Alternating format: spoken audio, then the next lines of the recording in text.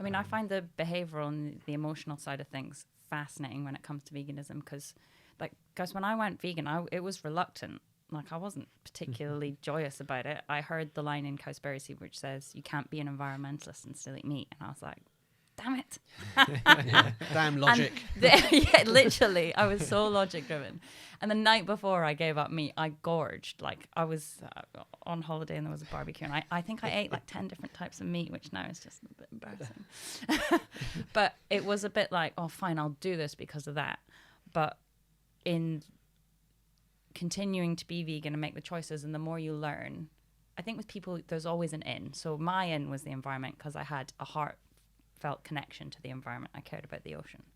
For some people, it's going to be animals. For some people, they're really into health and fitness. So what you find people doing in the vegan industry is trying to like find those little cracks and like, okay, how can we get in there? And I think the connection to animals one is,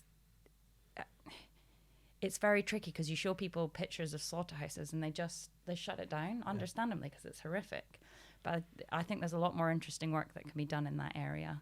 And also the human side of things as well is huge. Like, I really don't think people realize, and I definitely didn't realize, that when I was buying meat, I'm subsidizing someone to have to work in that environment 5 days a week.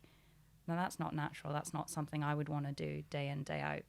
I don't know if you guys have ever been to a slaughterhouse, but it's that kind of thing. Is like there's so many different elements to it that we don't consider because it's uncomfortable. So yeah, I went off on a bit of a tangent there, but the behavioral side of things is fascinating, and it's that feeling of like, oh, if I do this, I'm going to lose a bit of joy in my life. I think that's the biggest thing, is that you think it's going to make your life worse and more limited. But actually, it's the complete opposite, and you come out the other end of it, and you're like, "Oh my gosh, I wish I'd done this sooner." And it's you can't explain that to someone until they've been through it. Because I was that person. It's like, I don't want to give up steak, I don't want to give up tuna. So that's why I'm always so encouraging of doing the experiment, because you just don't know how you're going to feel until you've done it.